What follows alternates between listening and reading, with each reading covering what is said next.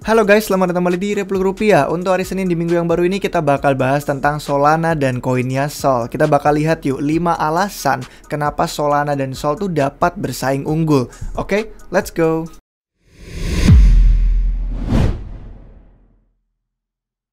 Baik guys, selamat datang kembali di Repluk Rupiah. Untuk yang pertama kita bakal lihat dari Polkadot. Kalau kalian belum nonton kemarin pas hari Sabtu itu ada video sama beliau di podcast Polkadot bersama dengan ambasadornya.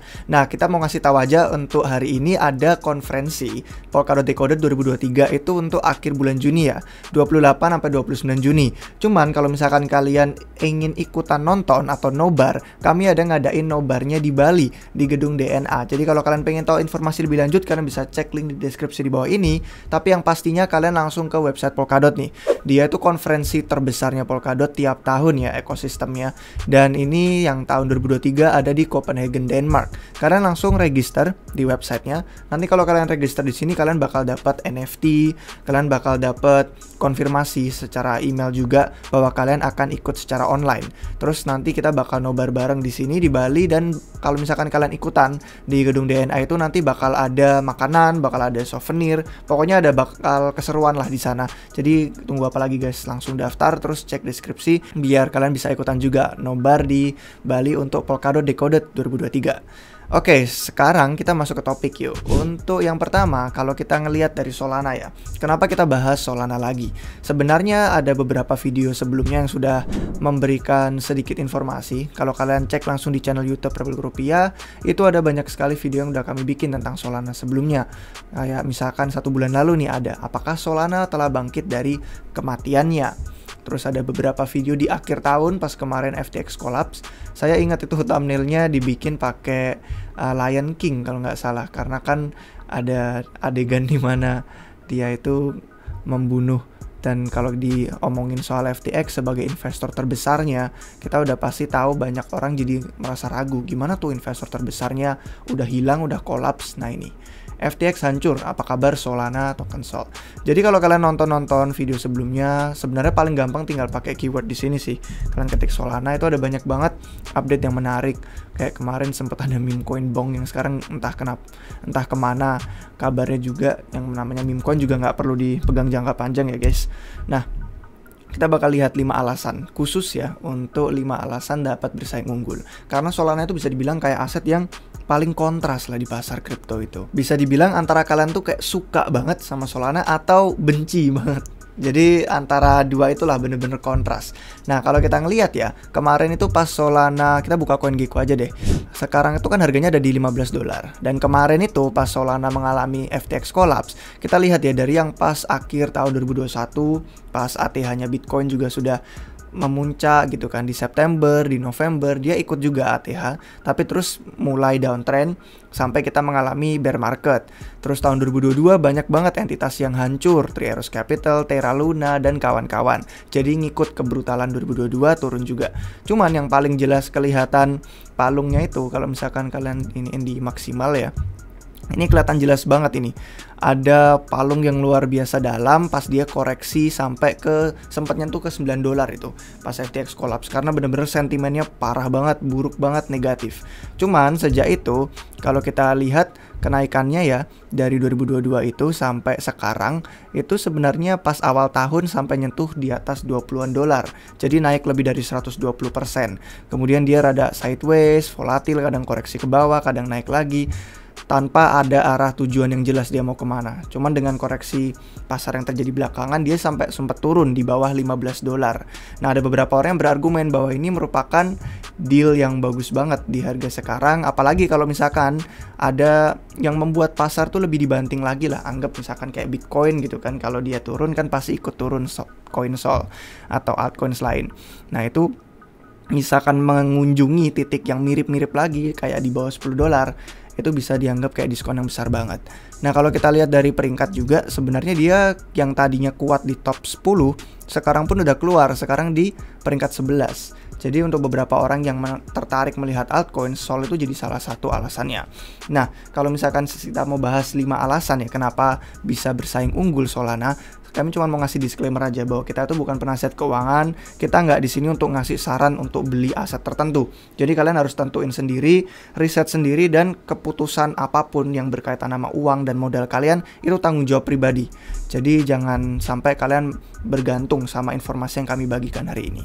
Oke, yang pertama alasannya kenapa Solana dapat bersaing unggul itu adalah dia adalah sebuah taruhan melawan skalabilitas yang modular. Kalau misalkan kalian sudah familiar dengan konsep-konsep modular, itu udah kami bikin juga banyak videonya di YouTube RR. Tinggal pakai keywordnya modular, pasti muncul banyak banget video. Ada konsep-konsep yang memberitahu bahwa blockchain itu karena dia ada batasan scalability-nya, dia jadi butuh lapisan-lapisan untuk membantu transaksi biar bisa lebih cepat atau lebih murah. Jadi kalau kita lihat yang utama itu kayak di ekosistem Ethereum ya, dia banyak banget menggunakan layer 2 atau lapisan kedua untuk bisa bantu transaksi biar lebih murah, lebih cepat. Dan kalau misalkan kita lihat Solana, dia bener-bener fokus sama hardware. Dia fokus sama pengembangan yang dia pikir hardware itu bakal tetap membaik ke depannya, ke masa depan. Jadi bakal tetap semakin cepat, bahkan semakin efisien, dan karena itu dia tidak menggunakan yang namanya solusi-solusi modular, entah itu roll-ups, layer 2 kayak di Ethereum. Jadi itu yang membedakan dia daripada blockchain-blockchain lain yang sekarang trennya lagi berkembang modular. Kalau kalian tahu kan dia kayak dipisah, eksekusinya dipisah, settlementnya dipisah, DA sama konsensusnya dipisah. Jadi bener-bener yang khusus aja lah, mana yang spesial, mana yang kuat, itu nanti dikerjain bersama-sama. Sedangkan Solana berusaha untuk satu melakukan segalanya. Jadi kalau kita lihat fokus Solana ada di hardware, fokus Ethereum juga ada di sisi software. Lebih ke kayak gimana caranya roll-ups itu bisa lebih efektif dalam mengumpulkan transaksi dia ke layer 1. Itu semua kan kaitannya sama software. Jadi pendekatan Solana yang satu melakukan segalanya atau hardware, antara Ethereum itu masih belum ada pemenang. Jadi kita lihat aja dari satu alasan ini ya, karena dia berbeda, kira-kira siapa yang terbaik masih belum ketahuan. Karena dibandingin pun juga biaya transaksi Solana $1 bisa buat ratusan transaksi. Sedangkan di layer 2 Ethereum meskipun memang lebih murah, tapi tetap $1 tuh paling cuma bisa 2-3 transaksi aja. Jadi dari sisi murahnya masih tetap kelihatan unggul banget pakai jaringan Solana. Alasan yang kedua adalah pengembangan infrastruktur. Nah bahkan kalau kita lihat dari si Eric Wall aja ya, yang bisa dibilang dia Bitcoiner OG, itu dia memuji orang-orang yang fokusnya pada blockchain modular, karena dia bilang banyak banget orang yang memang ngerti secara teknologi itu ada bottleneck-nya lah, ada suatu titik di mana kita bakal terhambat dan kita butuh modularisasi untuk bisa memecah kerja-kerja yang nanti semakin ribet lah, karena harapannya kita bisa lihat blockchain itu digunakan secara global.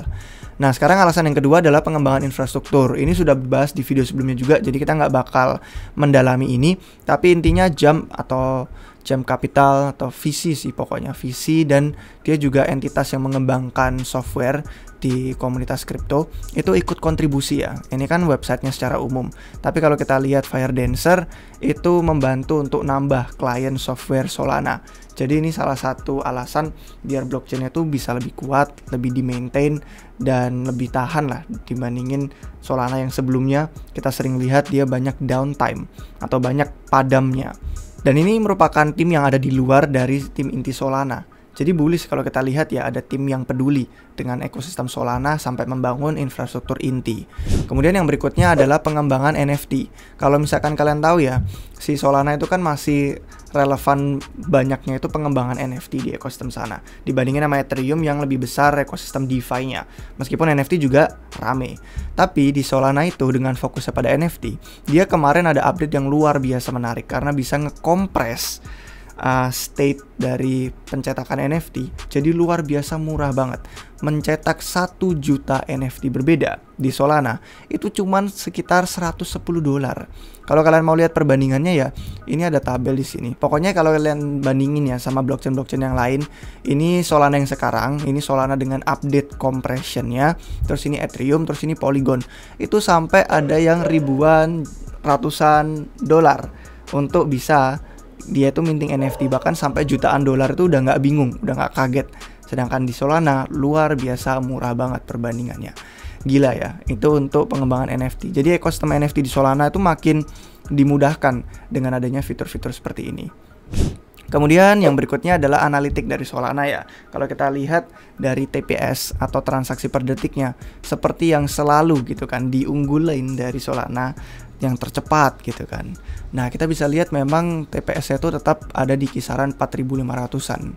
Jadi ini bener-bener luar biasa tinggi dibandingin sama blockchain-blockchain tradisional atau yang kita pakai sekarang yang dia itu ya sangat-sangat terbatas lah intinya, per detik tuh cuman berapa puluh atau berapa ratus doang. Solana udah di kisaran ribuan, gila. Kemudian yang alasan ketiga itu sebenarnya ya kekuatan jaringan dan komunitas. Tadi kan di awal kita udah sebutin ya soal kolapsnya FTX dan sentimen yang bener-bener parah. Kalau kita lihat ya kemarin FTX kolaps itu bisa dibandingin sama momen waktu Ethereum sempat kena pertasan atau hack the DAO. Kalau kalian tahu the DAO tuh bener-bener bikin ya kami sebagai salah satunya yang ngelihat juga gitu kan, itu ngerasa kayak waduh, bagaimana ini bisa kayak mematikan komunitas yang tadinya itu bener-bener bullish, tadinya bener-bener sangat align gitu kan, visinya sama, terus jadi terpecah. Makanya kita lihat ada yang namanya Ethereum Classic. Itu pun udah dibahas di YouTube kami. Ada videonya kenapa bisa ada Ethereum Classic, karena perpecahan komunitas itu.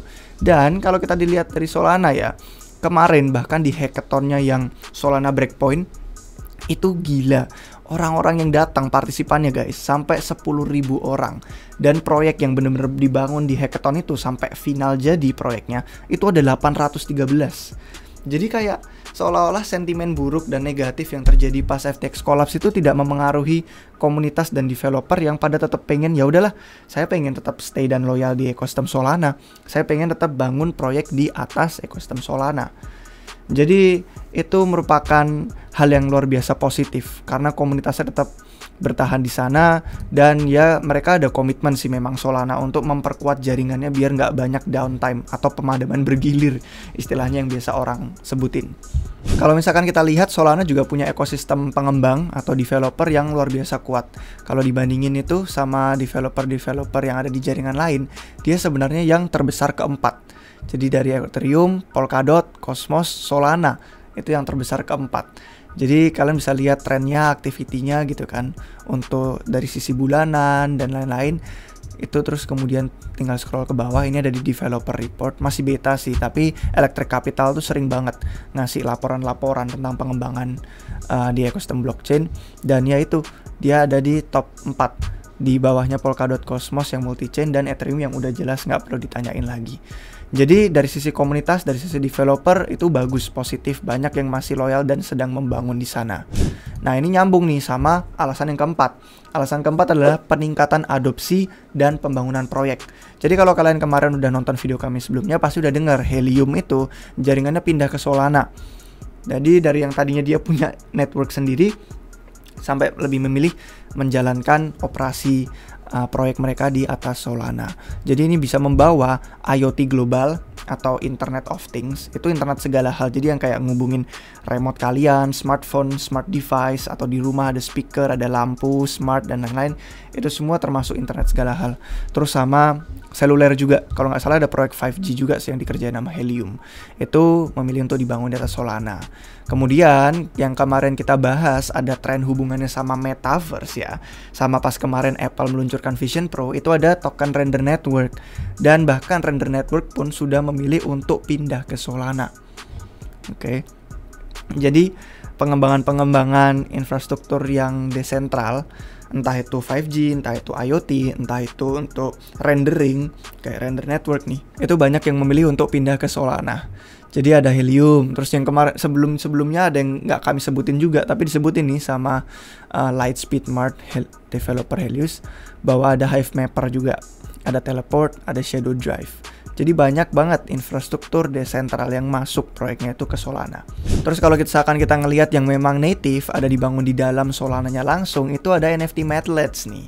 NFT Madlets yang mungkin kalian sudah lihat di timeline Twitter. Pokoknya yang modelannya seperti ini.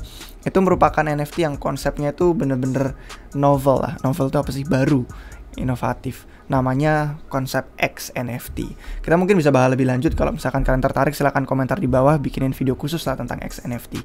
Yang menarik, bahkan yang tadinya bisa dibilang kayak Ethereum Maxi ya, kayak si Bankless, David Hoffman salah satunya, itu juga nge-hold dia memutuskan untuk beli dan ngehold NFT Madlets sampai dipakai di foto profilnya. Terus ada lagi Chris Bernesky yang juga ikutan beli. Jadi dari komunitas-komunitas yang intinya tadinya fokus di Ethereum bahkan mulai merambah ke Solana dan tertarik dengan konsep XNFT mereka itu. Terus alasan terakhir yang kelima itu adalah pengembangan produk baru. Ini udah nggak perlu ditanyain, Saga, ponsel pintarnya mereka yang udah kami bahas berkali-kali. Jadi kita nggak bakal deep dive, tapi kalian udah tau lah. Intinya ponsel Saga itu membawa era baru untuk kripto dan blockchain secara mobile di HP seluler aja daripada di desktop atau komputer yang udah biasa kita lihat. Jadi itu kira-kira 5 alasannya guys untuk kenapa kita bisa berpikir bahwa Solana dapat bersaing unggul. Kalau kalian pengen lihat ya, trader yang terkenal Ansem tuh di Twitter ya, kenapa dia bullish banget sama Solana, mungkin 5 alasan tadi jadi beberapa alasannya, tapi ada tweet-tweet lain yang biasanya dia kasih tahu tentang kenapa dia pikir Solana di harga sekarang itu kayak diskon besar banget, bisa diakumulasi untuk entah bakal nyentuh HTH atau enggak, kita nggak akan pernah tahu untuk prediksi masa depan. Tapi yang pasti potensi-potensinya tuh ada dan narasinya tuh lagi banyak ekosistem yang tertarik untuk lihat Solana sukses. Bahkan dia sampai nge-tweet ya, dia bakal mulai dengan modal 10 Solana sampai dapat 1000 koin Sol. Tantangannya cuman pakai DeFi dan protokol yang ada di Solana secara on-chain. Jadi nggak pakai bahkan yang ada di luar dari Solana kayak Ethereum dan Layer 2 dan lain-lain. Dia bikin akun khusus yang bakal mencatat alamat yang dia pakai apa, terus gimana dia bisa melakukan dari 10 koin Sol jadi 1000 koin Sol. Menarik sih, makanya saya nge-follow dia, pengen lihat protokol DeFi apa aja yang bakal dia pakai. Dan dia bahkan menggunakan ponsel Saganya doang, nggak pakai desktop GG ya, pakai ponsel Saganya Solana untuk melakukan semua tantangan ini. Nah sekarang kita bakal bahas untuk mengakhiri biar adil ya, biar kalian juga dapat perspektif yang berbeda dari semua alasan bullish tadi, apa yang bakal menghalangi Solana untuk posisinya tetap ada di top 10 terbesar. Yang pertama, network downtime. Pemadamannya itu jadi ancaman terbesar. Pemadamannya tuh bisa punya dampak yang besar banget kalau kita lihat dia padam pas lagi ada posisi DeFi yang penting. Bisa kena likuidasi, efek domino segala macam, itu parah banget. Sampai kemarin di Cointelegraph pas bulan Februari aja dibilang kan, pemadaman Solana itu memicu reaksi yang bener-bener nggak disukain sama komunitas kripto. Jadi kita bisa lihat pengembangan infrastruktur itu harus diutamakan karena bahaya pokoknya. Kalau ada misalkan leverage atau posisi-posisi yang kena likuidasi terus efek domino kayak ya kalian bisa bayangin sendiri betapa parahnya itu. Karena padam kita nggak bisa ngapa-ngapain secara on-chain. Terus yang berikutnya adalah kemunculan dari para pesaing. Udah pasti sih, yang namanya kompetitor itu akan punya ancaman untuk bisa merebut dominasi pasar atau pangsa pasar. Dan udah nggak ragu, kalian pasti denger yang namanya blockchain tercepat atau bisa dibilang narasi kayak Solana killer. Itu udah sering diomongin. Dan mereka itu ada banyak, ada 50-an blockchain layer 1 lain di pasar ya. Tapi yang baru-baru kayak Aptos, kayak Sei, kayak Sui itu juga banyak yang berusaha menyaingi. Ini kayak ada si Sei, terus Aptos sama Sui juga kalau nggak salah kita udah pernah bikin videonya. Nah ini Sui ada, yang Aptos kayaknya lebih lama lagi videonya karena itu yang pertama kali pas kemarin airdrop. Itu pesaing-pesaingnya Solana semua yang bisa mengancam dominasi pasarnya dia. Ya pokoknya kalau kalian mau cari, kalian bisa temuin lah di channel kami di Republik Rupiah. Sini coba ya, siapa tahu muncul. Nah ini dia thumbnailnya Aptos 7 bulan yang lalu. Jadi kita lihat aja nanti persaingannya seberapa kuat Solana melawan yang baru-baru ini, yang klaim-klaimnya juga tercepat dan termurah juga. Terus sama terakhir ya tadi yang kita lihat developernya, mungkin bisa jadi bearish kalau developer mulai pindah. Mereka lebih milih pengen bangun di Aptos, pengen bangun di Sui, di Sei, atau malah melihat kayaknya Ethereum bakal tetap menang dan tetap jadi rajanya, terus pindah balik ke Ethereum atau ke rollups layer 2. Jadi itu kira-kiranya guys semua argumen yang kita punya tentang pro dan kontra, kenapa bullish, kenapa bearish. Menurut kalian gimana? Kalian merasa ada potensi bagus nggak untuk Solana dapat bersaing unggul? Coba kasih komentar di bawah. Kalau ada yang kurang atau ada salah kata, silakan komen di bawah juga. Dan kalau misalkan kalian pengen ngobrol lebih lanjut, gabung ke semua medsos kami. Semua linknya ada di deskripsi di bawah video ini. Oke guys, sampai jumpa kalian semua lagi di video yang berikutnya. Cheers!